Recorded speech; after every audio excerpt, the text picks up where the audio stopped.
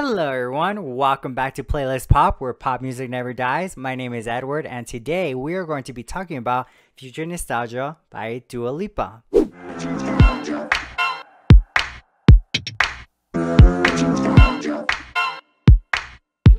So Future Nostalgia is Dua Lipa's second album and the follow-up to her self-titled debut album, Dua Lipa. This came out in March 27, 2020, which actually was supposed to be out in April. Because it got leaked, they ended up pushing it much sooner than expected, which probably was the best call. So this album is disco pop, the 80s retro style, and it was inspired by artists that she grew up listening to, such as Madonna, Gwen Stefani, and many others. So I'm gonna go ahead and go track by track, tell you guys my thoughts, my opinions. Let's go ahead and get started. First song, Future Nostalgia. This was one of the promotional singles that she released right after Don't Start Now. I really wasn't sure how I felt about this song, to be honest. It was a bit strange for me. I usually am like into something different, something unique, but for some reason I could never find a connection with this song. But now, yes, I love it. I think it's so brilliant. I love how she starts talking and then I love everything about it. I don't know why I couldn't get into it back then.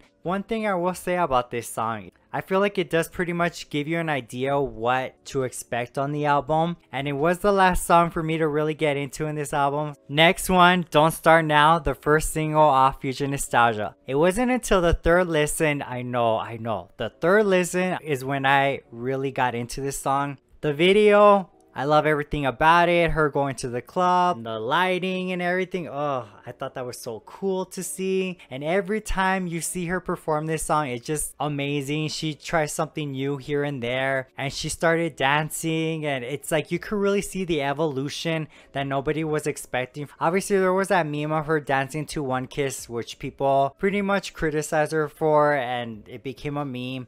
But then you see, her performing then. And you see her performing now, and it's like, damn, she really showed that. You know what? I'm not gonna let this bring me down. I'm not gonna let what people say. I'm gonna prove to them that I do deserve to be on that stage, and I am a star, and she did that. I love this song. It's such a classic. I could definitely see myself in year 2060, 2050. I don't know how long I'll live, but I can see myself dancing to this song and talking about my young years. Oh, it's so good. Next one, Cool. I got a lot to say about Cool. It's such a great song. When I first heard it, this was probably the #1 track that literally got my attention, that I just found myself dancing to. Very summery. It would have made a great summer single. I can just imagine the music video, her in the swimming pool, kind of like New Rules but differently and more, all the 80s theme.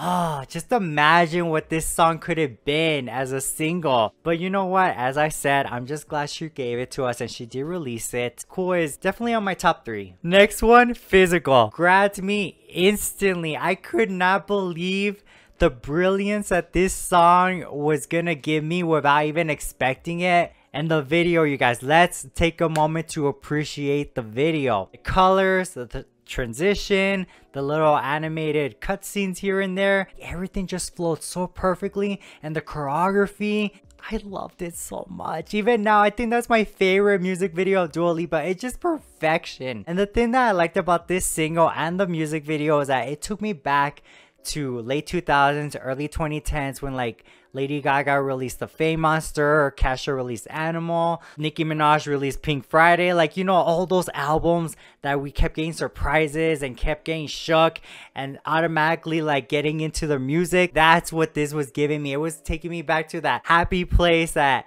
I really wasn't feeling for the longest time. People slept on this song here in the US. It should have been at least a #1 hit or something. She did give us a music video that was a workout video, which was very cool. And there was merchandise which fit the aesthetic of the album and the music and the whole 80s retro throwback. So definitely love that. Such a classic.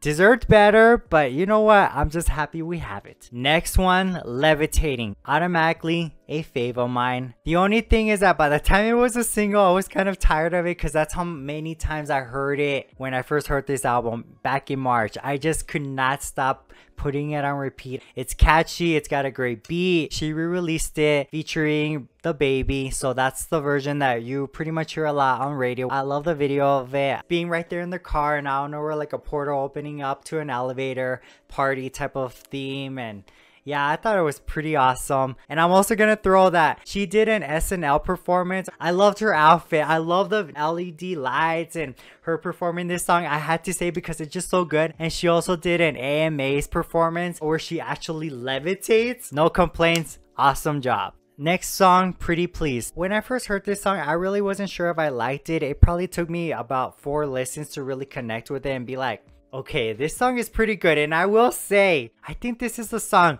that has like a really cool bridge instrumental part to it. Oh, I love that. I have nothing bad to say about this song. It's another instant classic, and it's definitely growing me each time that I hear it. Next one, Hallucinate. And this was a single, which I'm actually surprised that it was. I was very excited, but during this time, obviously there was already the lockdown. Promoting music, tour, that wasn't really happening anymore. Instead of filming just a traditional video, she had an animated music video to this song, which I thought was cute. I really love when artists do that because it takes me back to watching a lot of AMVs and GMVs on YouTube. Sadly, this single didn't really do much. Overall, great song. Next one, Love Again. Definitely do love it. It was probably one of the last tracks that I really got into because I really wasn't sure so much about the song. Every time I hear it, I just get into that groove. Like it definitely does take you back to like the whole 80s retro throwback style, which I've grown so much to like. This album definitely changed my perspective of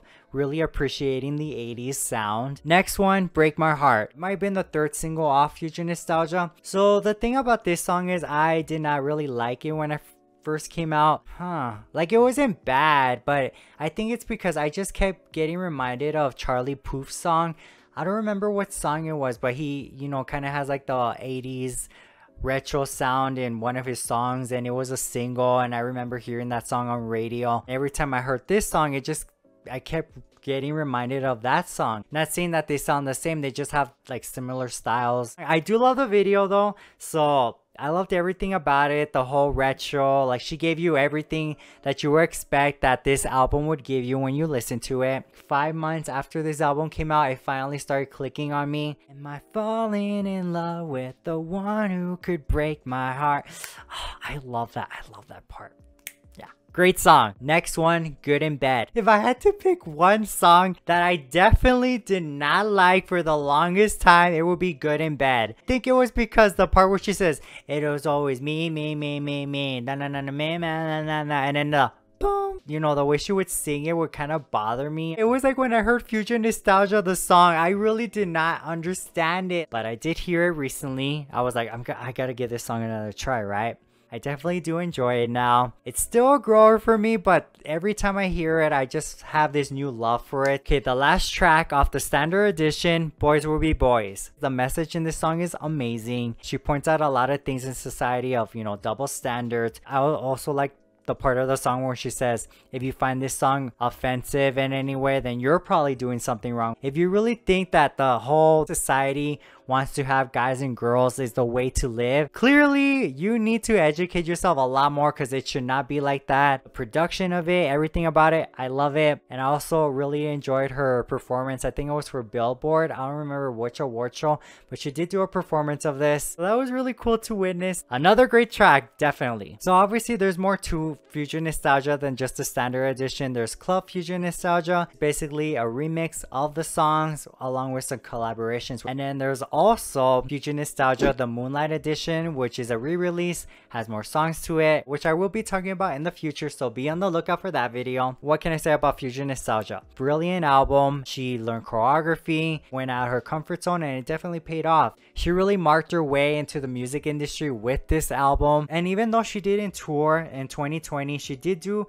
kind of like a visual type of performance. It was a live stream, Studio 2054. So I thought that was very cool and really brilliant to do, especially at the time that we were living in 2020. It did get Grammy nominations. Yes, It deserved. She won Best Pop Vocal Album of the Year. Dua Lipa's amazing. I think she's really shown so much growth as an artist, and I'm very excited to see what she will do next. And I would like to ask you guys, what is your favorite song from Future Nostalgia? And what's a song that you wish was a single? You can leave it down in the comments. If you did enjoy the video, don't forget to hit like and also subscribe for more pop reviews and more talk about pop music. Thank you all so much for watching.